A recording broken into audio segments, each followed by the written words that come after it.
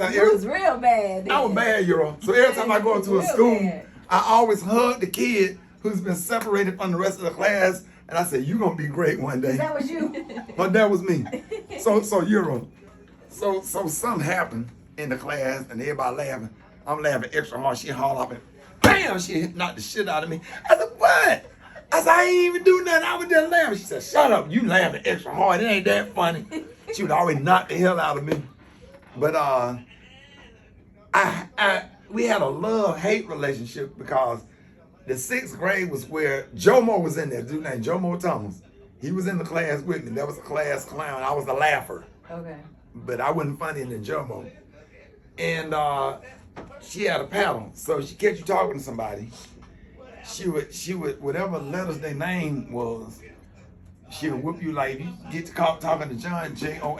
Wow. When nobody taught the Devalencia. Nobody wanted to say nothing to Devalencia Rogers. She on Facebook. Her Devalencia.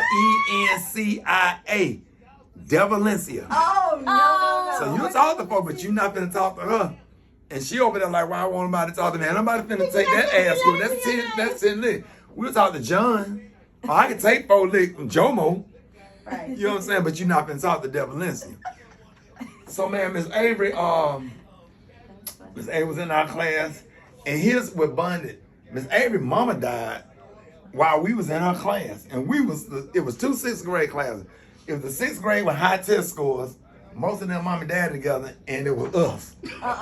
No, ma'am. Me, Ro, Fred, Jomo, John Jackson, Devalencia, Markeisha Nicholson, all of us, Cal, all of us in Miss Avery, we had low test scores. So she was a disciplinarian. Like they would send kids to Miss Avery class instead of to the principal office. Miss Avery. Get them right. Yeah, plus she had a little double chin. No. She had double chin. One day we were doing tongue twists, and she had double chin. And it's like 2 tutors who tooted the flute, who tried to teach 2 tutors to toot. And we had to do, I couldn't.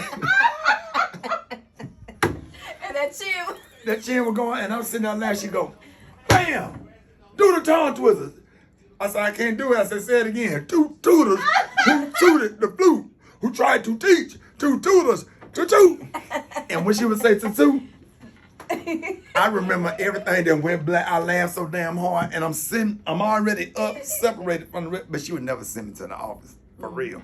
She only sent me to the office because I kept laughing at Miss Foster. Oh, God. I'll tell you that story. Miss Foster cutting the grass. Yes, Jesus. Yeah. So look. With the church shoes on. So look. So I'm facing. So the principal. And I ain't tell y'all this part. So the principal, stay right there. The principal sitting there. Now I'm wondering, why would you make fun of the first female janitor? And you know I got ADHD. So my eyes went off Miss Hanks, and my eyes Looking out the window. went right there. Let me tell you what I saw. Oh, no.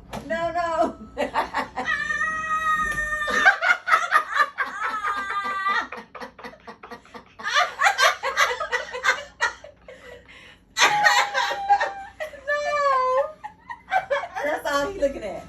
That's it. That's all you're looking at is her mowing that grass. Boy, I hit the floor in the office. Got suspended. First time I got suspended. But Miss Avery been back to the 6th grade. So I was like, where the hell Miss Avery at? So me and Ro was playing golf one day. I said, Ro, Miss Avery in the phone. Let's ride. I think I know where Miss Avery live. Cause I remember all the way back to the 6th grade, she used to always tell us where she lived. Well, we didn't have no car. We couldn't drive over there. Yeah. But I just remembered, cause I got a good long-term memory. Why we went straight to her house. And I said, Ro, I think this the house. I said, Ro, I think this house. One time I think she showed us a picture of it. Man, while we got out the car, it was raining. And we went and knocked on the door, and she came to the door. She said, Smiley and Powell. She called her by our last name. Wow. She called me Broderick. Powell. When she knew I was doing comedy and stuff, she said, come on in. I went in there. I said, what's up, Miss Avery? I said, you. She said, oh yeah, I remember y'all. Y'all was trouble. I said, Miss Avery,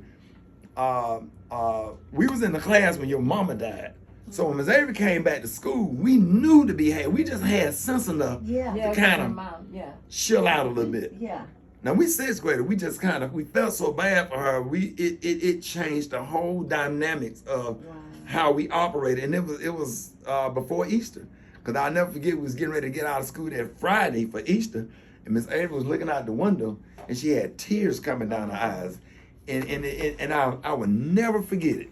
Like that made me cry more than her death itself. Watching her, your teacher, sit there, look out the window with tears coming down her eyes, man. Like I was like, let me do my work. Let me be respectful. Let me just try to do better. Yeah. So that made me feel a certain kind of way because it kind of reminded me of how my grandparents took my dad's death. So I have a real, I can suffer. I'm good with suffering, but I can't stand to see nobody else suffer. That tear me up. I went to Miss Avery's house and I went to look around. She said, "You want some water?" I said, "Yes, ma'am." She said, "Some ice." Look in the deep freezer. The deep freezer is in the dining room. She said, my ice maker is broke." I said, "Why your ice maker broke? Why you ain't got no ice?" I said to myself, okay, everybody went to the fair. Everybody went to the circus when we was in our class. And I know damn well we all didn't have the money. Somebody went in their pocket and paid for us to go to the circus and to the fair, made sure we had a lunch. She kept a comb, toothbrushes, grease, deodorant, everything in her. Then she'll tell you, take your ass in there and brush your teeth. Don't you stand over me and breathe them out. It'd be embarrassing, but it'd be funny. Wow. It would be funny. So I came back. I went in the deep freezer. She had an open bag of ice. Got some ice and got me some water. I said, she said, "Don't pay that no attention. My floor's kind of messed up in my kitchen." Like, your floor's messed up in the kitchen. Now here I am. I'm made. I'm successful. I said, "Miss Avery," I said, give me a notepad. You got a notepad?" She said, "Look over." I said, "I'm finna just go and look around.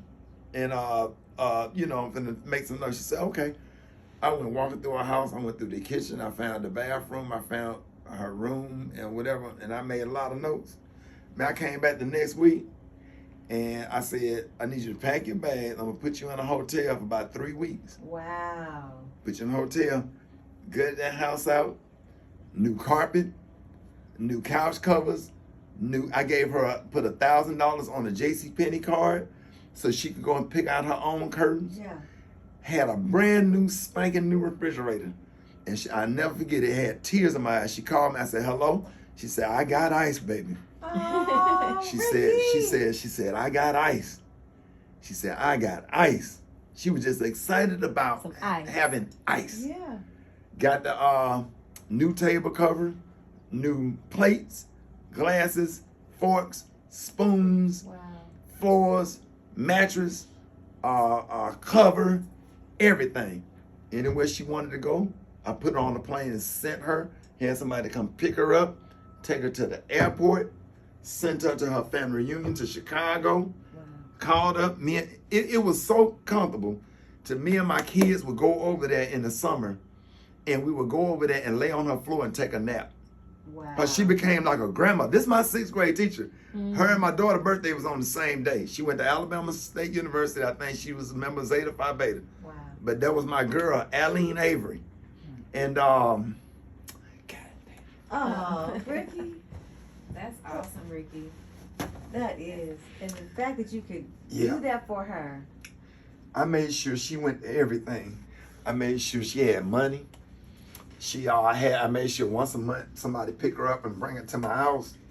I would always make her chicken and dumplings. And so I would take some aluminum foil and I would make her a little ashtray. Because she said, "Broderick," she said, "I'm so embarrassed." I said, "Why are you embarrassed?" She said, "I have to smoke." I said, "Yes, Miss Avery, you can smoke a cigarette. If you want to smoke a cigarette, you can smoke a cigarette. That's fine. I don't care." She said, "I'm sorry." I said, "You don't have to be embarrassed, Miss Avery. We all grown." Rose sitting right there. Rose was in the class where we all sitting there. Now I'm friends with my 6th grade teacher who separated me from the rest of the class. And sometimes the principal, Miss Hanks, she's a Delta, all of us sitting there eating. all the paddlings, they try to act like they don't remember. You Right. didn't. I didn't paddle. You did paddle me. You did. Miss Hanks, you wasn't bad. You was just. I was just trying to get you. I said, Mr. Hanks, I was bad. I said, why you want to admit that I was bad? Right? And I'll never forget it. I went and did a show in Milwaukee, Wisconsin. And it's like, it was 11 o'clock. I saw Miss Avery call. I said, I answered. I said, I'll call her back in the morning. I'll call her back in the morning. And I ain't think nothing of it. Jumped on the plane, flew to Atlanta. And my mama called me. Because see, now my mama, stepdad, uncle, bro, everybody involved. It's every part of the family now. So I got different folks going, picking her up, making sure I sent her a carton of cigarettes and a bottle of Cavassier every month. You can have your cigarettes, you can have your liquor, and I send money every month.